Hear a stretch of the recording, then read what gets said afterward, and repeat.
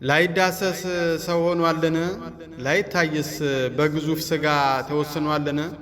ጥንቱንስ ሰው መሆን ለምን አስፈለገው? በሊቀ ሊቃውንት ስምዐ ኮነ መልአክ አትንኪኝ በሚል ርዕስ የተጻፈውን ጽሑፍ ዛሬ እንመለከታለን። ቻናሉን ሰብስክራይብ እና ላይክ በማድረግ እንድትጀምሩት በአክብሮት እጠይቃለሁ። አመሰግናለሁ። አይተነው ዓይኖቻችን እንዲከፈቱ፣ ሰምተነው ጆሮቻችን እንዲሰሙ፣ አግኝተነው መምህር የዘላለም ሕይወትን ወርስ ዘንድ ምን ላድርግ ብለን ጠይቀነው አንደበታችን ሊፈታ፣ ጎባጣችንን ሊያቀና፣ እጆቻችንን ዳሰውት እንዲፈወሱ፣ እግሮቻችንን በገነት መካከል ከእርሱ ጋር እንዲመላለሱ አይደለምን? ዛሬ የመግደሉን አገር ሴት መታ ልትዳስሰው ብትሞክር አትንኪኝ ማለቱ ስለምንድን ነው? ብዙዎቹ ልብሱን ዳስሰው የተፈወሱበት ሲሆን ዛሬ ለምትዳስሰው ሴት ራሱን ላለማስነካት አትንኪኝ ማለቱ ለብዙዎች ጥያቄን የሚፈጥር ሆኗል። የዓለም መድኃኒት ክርስቶስ ይህች ሴት በኀጢአት ተጨንቃ በመጣች ጊዜ እግሩን በእንባዋ ስታጥበው ይህስ ነቢይ ቢሆን ይህች የምትዳስሰው ሴት ማን እንደሆነች እንዴትስ እንደነበረች ባወቀ ነበር። ሉቃስ 7:39 ተብሎ በእሷ ምክንያት የተነቀፈባት አልነበረችምን? ያን ጊዜ ዝም ያላት ዛሬ ግን አትንኪኝ ብሎ የከለከላት ለምንድን ነው?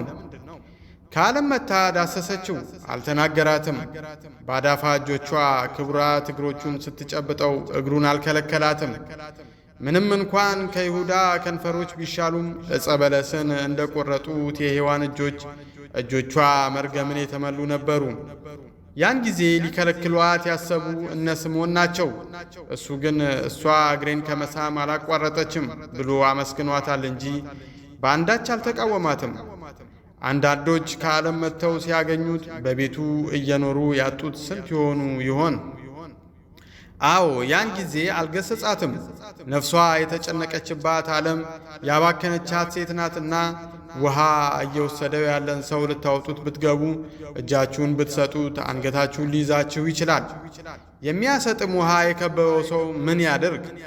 ዋኝቶ ከማይወጣው ባህር ገብቶ ማን ይድረስለት?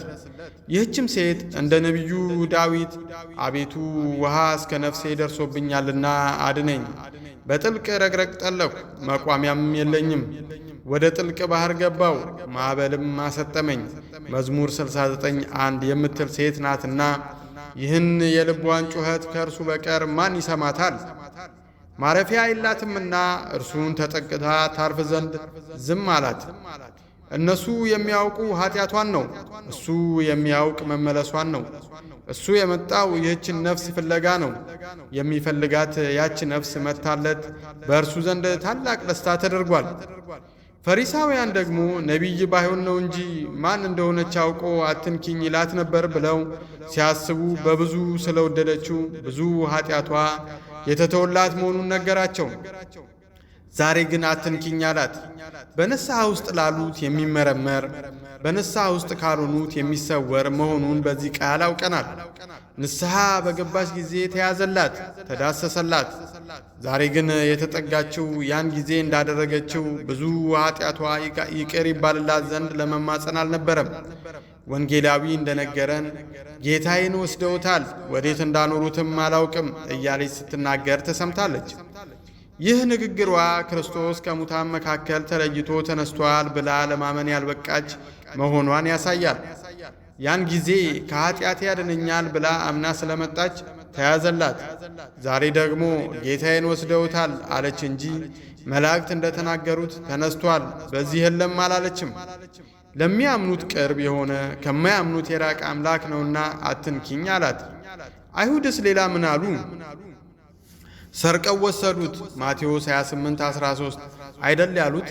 ከአይሁድ የሚበልጥ ሃይማኖት ካልተገኘባት ጌታን እንዴት ትዳስሰዋለች? ነገር ግን አብዝታ ስለወደደችው ከሁሉ አስቀድሞ ታያት። የአይሁድን ሕግ አሳልፎ የተነሳውን ጌታ በአይሁድ ልማድ ሽቶ ልትቀባ በመምጣቷ መነሳቱን ተጠራጥራ የምታየው መንፈስ መስሏት ዳሳ ማረጋገጥ ፈልጋ ስለተጠጋችው ይህ እምነቷ እስኪስተካከልላት ድረስ ወደ ወንድሞቼ ሄደሽ ንገሪያቸው ብሎ ላካት። ከሰው ልጆች የመጀመሪያዋ የትንሣኤ ምስክር ሆና ተላከች። ሂዳ ለደቀ መዛሙርቱ ጌታን እንዳየች ስትናገር እምነቷ ፍጹም መሆኑ ተረጋገጠ። የሚጎድለንን ለመሙላት በቤቱ አገልጋዮች ያደርገናል። ከታዘዝንበት ጊዜ ጀምሮ በተልእኮ ሳለን ልባችንን ከቃሉ በሚገኝ ደስታ ይሞላልናል። ማርያም የታደለች ሴት ናት። ወደ ጌታ ስትመጣ እያለቀሰች ነው። ወደ ሐዋርያት ስትመለስ ግን የምሥራቹን ቃል ይዛ በታላቅ ደስታ ነው። ወደ እግዚአብሔር በንስሐ ያልቀረበ ሰው ለእናንተ የምሥራች ሰባኪ ሊሆን አይችልም። ማርያም መግደላዊት ከዚህ በኋላ ጌታን የምትነካው በሐዋርያት እጅ ሥጋና ደም ሆኖ ሲሰጥ ነው።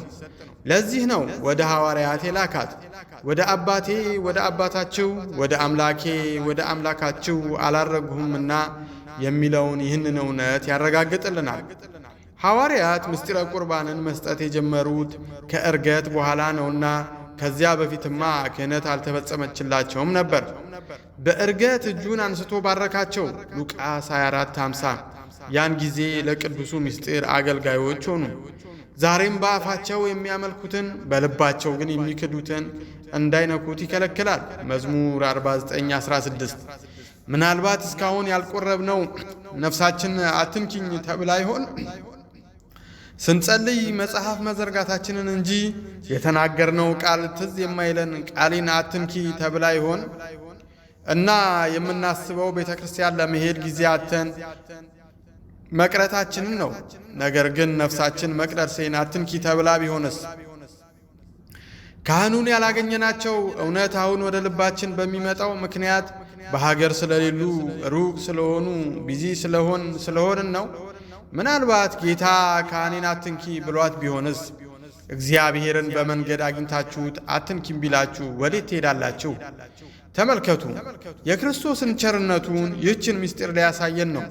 ማርያምን አትንኪኝ ብሎ የገሰጻት ወደ ካህናት ነው እንጂ ወደ ማን እንሄዳለን?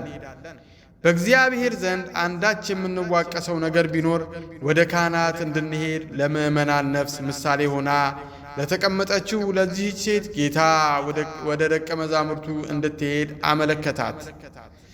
ይቆየን። መምህር ሊቀ ሊቃውንት ስምዐኮነ መልአክ እንደ ጻፉት እንዲህ ያሉ መልካም ምንባባት እንዲደርሳቸው ቻናሉን ሰብስክራይብ እና ላይክ በማድረግ እንድታበረታቱን በአክብሮት እንጠይቃለን። ስለምታደርጉትም እናመሰግናለን። መልካም ቀን ይሁንላችሁ።